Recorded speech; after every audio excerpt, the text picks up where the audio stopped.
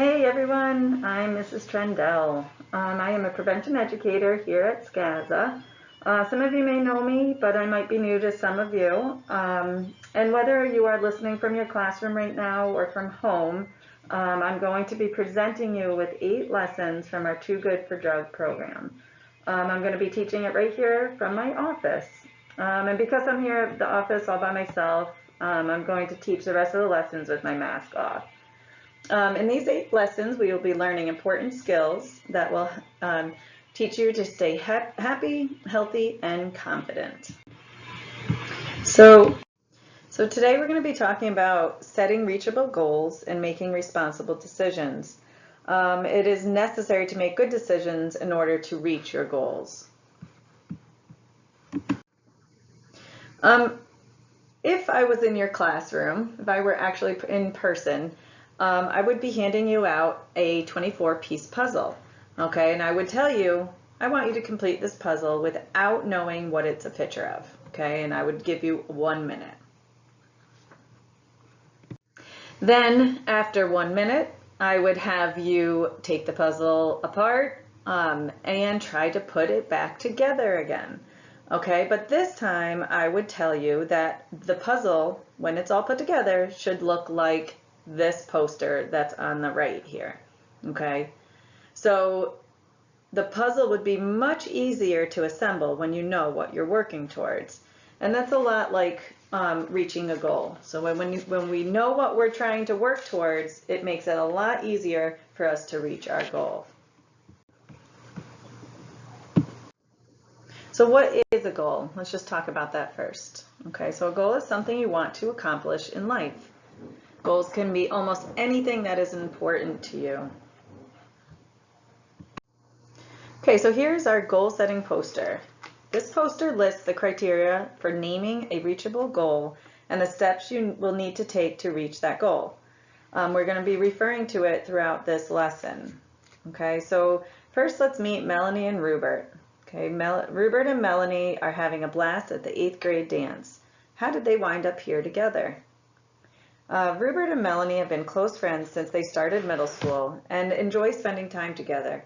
Melanie is a girl full of life. She is always smiling and is kind to others. Just last week, Melanie saw her stand up for a kid who was being picked on. The bullies backed right off. It was at that moment Rupert realized he liked her as more than just a friend. With the school dance a couple months away, Rupert announced his goal saying, "Next Friday, I will ask Melanie to the end of the year dance." So let's explore how Rupert can accomplish this goal. Rupert knows that he will need a good plan if he is going to be successful. Rupert set up folders on his computer to keep him organized and on track towards reaching his goal. So look at step 1, which is name it. So you can see here in the middle of the poster, name it. Your goal, or the goal you name, must meet 4 criteria to be reachable. Okay, so the criteria up on the top of the poster. The first criteria, the goal you name must be personal. Okay, so the goal must be something you want to accomplish. Who wanted Rupert to ask Melanie to the dance? Rupert did, right? It was his goal. It wasn't anyone else's goal. It was Rupert's goal to ask Melanie to the dance. So think about, have you ever worked towards a goal that someone else wanted to accomplish? I'm sure it probably wasn't something that you were able to reach. So let's say your best friend wants to join the school choir because she's nervous about trying out alone. If you set out to accomplish her choir goal, are you likely to achieve it? No, probably not. Would you work as hard at something if it didn't matter to you? No, probably not. So your goal must be personal and important to you. Next, your goal must be possible. Do you have the necessary time to accomplish this goal? Do you have what it takes? Do you have to get it? Or can you get it? The resources and materials you need to complete your goal? If you don't, the goal may not be achievable. So Melanie and Rupert are already good friends and enjoy spending time together. Do you think Rupert's goal is possible? Yeah, probably. Good. The third part is that your goal must be positive. You need to state your goal as a positive action. So rather than saying, I won't put off doing my math homework, phrase it instead as, I will complete my math homework tonight. Okay? Say what you want to do rather than what you don't want to do. Rupert said, I will ask Melanie to the dance. So he stated his action positively. And the fourth part is that your goal must be specific. Okay? The goal you set must be specific and measurable so you know when you have completed it. For example, I will get better grades. It's too broad. Instead, specify the exact grade and a deadline. I will raise my math grade from a C to a B by the end of the quarter. Okay, when Rupert set his goal, he said Friday is the day he would ask Melanie to the end of the year dance. He stated what he wanted to do and the completion date. He will know he has reached his goal when he is face to face with Melanie next Friday. Okay, all right, so there are 5 more steps in order to reach this goal. So just because you name the goal and you meet the 4 criterion doesn't mean that you will achieve it. You need to complete the rest of the steps in this goal setting model. So you've named your goal, and the second step is to picture yourself reaching it. Okay, what does it look like when you're standing at the podium receiving the award you worked so hard to earn? Picture yourself scoring the point, hearing the crowd cheer, and feeling the excitement of winning the game. Rupert pictured Melanie saying yes when he asked her to the dance. Okay, now for the third step. The third step says I can, or say I can. Using positive self-talk and saying I can will boost your confidence. Rupert put this step into practice when he looked in the mirror, slicked his hair back, and said to himself, I can do this. Melanie will be so excited to go to the dance with me. Okay, so it's boosting his confidence, preparing him and staying positive. Okay, the fourth step is thinking how to do it. This is the planning step. Okay, so you need to think of the action steps that you will take to accomplish the goal. So Rupert is going to make a to-do list, okay, or an action plan. Okay, so some of the things that action steps that Rupert might take to ask Melanie to the dance might be to identify ways to ask the question. Maybe rehearse the question in the mirror. Maybe he's going to choose a nice outfit. Okay, so he looks really good. Maybe he could talk to her friends. Okay, see kind of where she's at.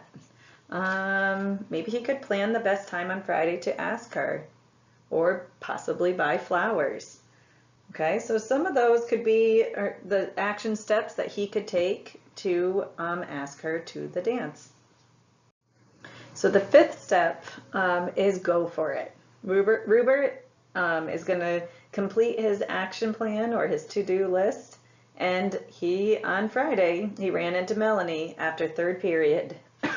With a smile and some charm, Rupert asked her to the dance. Melanie said yes. The final step in the goal setting poster is to celebrate your success. Okay, so this is step 6. Take a moment to enjoy your accomplishment and remember how good it feels. This feeling will help drive you to reach the next goal that you set. Okay, so now that you've seen Rupert accomplish his goal, I would like you to try to think of a goal, a short-term goal. Remember, a short-term goal is something that can be accomplished within a week or several months. This time I would like you to think of a goal that would be able to, you would be able to accomplish in 1 week, okay? And then explain how your goal can meet each of the 4 criteria. So what I mean by that is just evaluate your goal. Make sure it's personal. Remember, make sure it's important to you. Make sure it's possible. Make sure you have all the resources, the things that you need to accomplish this goal. Make sure your goal is positive. Okay, make sure you state your actions in a positive manner. So state what you want rather than what you don't want. And make sure your goal is specific. Okay, so give yourself a timeline and a specific time that you would like to meet your goal. Okay. The goal setting model we just learned about looks easy enough on paper, but we all know that life can be unpredictable. Okay? Unexpected events or distractions can take you off track or prevent you from reaching your goal.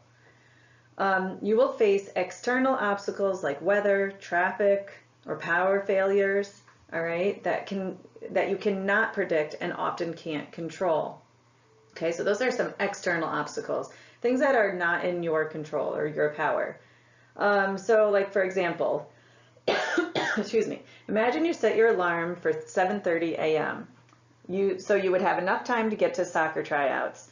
Say this is on a Saturday. That's a hard time to get up on a Saturday at 7:30. But it doesn't go off because the battery on your phone died overnight. Okay, so your phone's dead, the alarm doesn't go up, and you wind up waking up late at 8:45. Now, you're still planning to reach your goal, but now you have an external obstacle to overcome, right? You need to find another way to the soccer tryouts, okay? So there are also internal obstacles, okay, that can get in our way. So these are obstacles which you create and only you can control. So if you make excuses or procrastinate completing your action steps, you may not be successful. Okay, so procrastinating, waiting, putting things off, not completing the steps that you're supposed to be taking. So we're going to read about Josh. Okay, so Josh dreams of becoming a basketball star. He loves watching the sport on TV and imagines how one day he could play on the NBA. For now, Josh decides he'll try out for the Summer Basketball League. On the day of the tryouts, his mom gets a flat tire and cannot take him to the courts, so he missed the tryouts. Think about what kept Josh from reaching his goal. Remember, his original plan was his mom taking him to tryouts. That fell through because of a flat tire. Okay, so this obstacle is an external obstacle, right? It's something that he had no control over. But how could he overcome this obstacle? How could he overcome it? To solve this problem, Josh needs to find an alternate ride with friends or teammates. Earlier in the lesson, I had you think of a short-term goal that you could accomplish in a week, okay? As you think of that short-term goal, I want you to picture yourself reaching your goal, and also write down 3 actions that you will take to help you reach your goal. As you plan this to-do list or your actions that you're going to take, I want you to consider the obstacles that you might face. Remember, Josh had to deal with an unplanned transportation obstacle. And remember, we have obstacles, external obstacles that you have no control over, but also internal obstacles that you are going to face, like maybe procrastinating, maybe being lazy, okay? So write down 3 obstacles and how you would overcome them. Now we are going to talk about making responsible decisions. In order to reach a goal, it's necessary to make good decisions. Okay, so what is a decision? So a decision is the act of making up your mind about something. Okay, we just made a decision on what your goal would be and what decisions you need to reach your goal. You make decisions every day that will affect your progress towards reaching your goal. Some decisions are made instantly while others require more consideration. This decision-making model will help you in making good decisions. Like anything else, if you want to do it well, it will require practice. Okay, the more you practice, the more these steps will become natural to you. Okay, when you're faced with a big decision, you'll be able to process these steps quickly in your mind. Let's just talk briefly about each one of these steps. Okay, so the first step is to stop. Okay, before making a decision, you need to stop. You need to see what the problem is. Okay, what is it that you need to make a choice about? Okay, then the next step is to think. You need to think about your options and their consequences. Okay, every decision you make has an outcome or a consequence, whether it's positive or negative. We'll get into that a little bit later. Think about what that outcome would be. Also consider what might be influencing your thoughts. You could be hungry or tired or scared or overly excited. Maybe somebody's pressuring you into doing something that you don't want to do. Okay, so you got to take time to think about it. Then you need to act. After you evaluate the consequences of each option, you need to act out the best plan. Okay, once you've made your decision and acted it out, what will you do next? You're going to follow the last step, which is reflect. Okay, you're going to evaluate the outcome and ask yourself, how did it go? Okay, did things turn out how you planned? If the decision was something that was not a favorable outcome, what did you learn from it?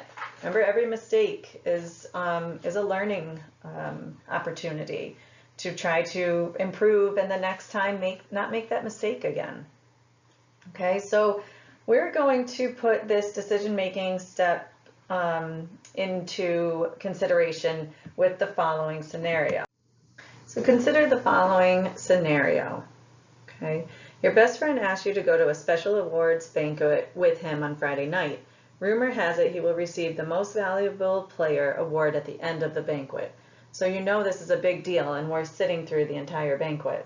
You are so proud of your friend that you gladly accept his invitation. While you're getting ready to go to the banquet, another friend calls to see if you want a ride to a party that's happening that same night. Apparently, the person you've had a crush on will be at this party, and you really want to be there. So you decide to ditch your friend's awards banquet and go to the party instead. All right, so what happened in this scenario?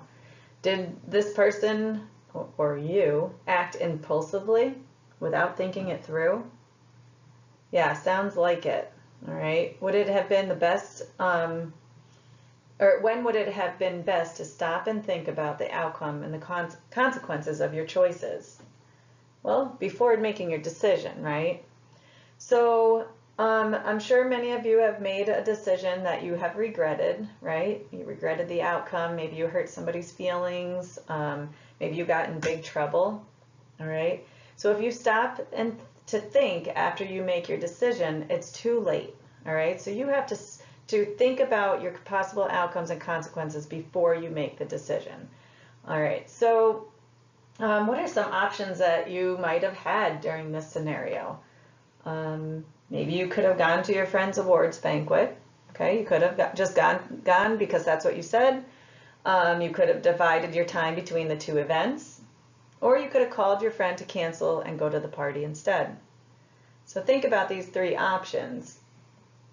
Okay, we're going to discuss the possible outcomes of each option, keeping in mind the consequences that could be positive or negative for each one of them. So what are the possible consequences of going to your friend's awards banquet? All right, so if you go to your friend's awards banquet, you're going to make them happy. You're going to honor your original commitment, right? That's what you said you wanted to do. But you might be a little disappointed that you couldn't see your crush at the party, right? Okay, some possible consequences of dividing your time between the two events. You might feel good that you got to do both. But you might be a little disappointed at the same time because you had to cut your time short at each event. You may not be able to enjoy either of them, okay, because time was short and you were stressed out. And you might feel frustrated that you spent most of your evening traveling from event to event. Okay, so those are some of the consequences or outcomes of that decision. What are the possible consequences of calling your friend to cancel and going to the party instead? I think the biggest one is that I think you're going to really disappoint your friend and hurt your friend because you had told him that you were going to go to his awards banquet and you chose something else instead. So you might feel pretty guilty, okay? And so, excuse me. So we all have options, right? But each option has an outcome. So thoroughly thinking these through and what could happen at the at your choice will help you make the right choice. So when making the right choice, you also have many things that can influence your decision. Think about our media, social media, it's all around us. The internet, television, radio, magazines, newspapers even. Okay, our peers and our family, our goals and the media can all influence our decisions. So it's really important to stop and think before deciding what to do. Okay, no matter what the influence is, you are responsible for the decisions you make. In our next lesson, we will learn how our emotions can influence our decision, the decisions we make. Okay, so emotions play a big part in how we make our decisions. I'm sure many of you have made a decision based on an emotional response. Maybe that decision didn't turn out so great. Maybe it did. Okay. But we are going to learn more about identifying our emotions and then how to manage them. So that concludes our lesson. We have made a special email that is available to any student. It's scazaprevention@gmail.com, and this email is here for you if you have any questions or comments that you would like to add. Because of this year, the circumstances, we are not able to be in front of you face to face with that interaction of comments and questions, and so we wanted to hear from you. If there's something you'd like to ask or something you'd like to add, please email us. We have, it's a confidential email, and I will try to get back to you as soon as I can. And I hope that you've enjoyed this lesson, and I look forward to the next one. Thanks.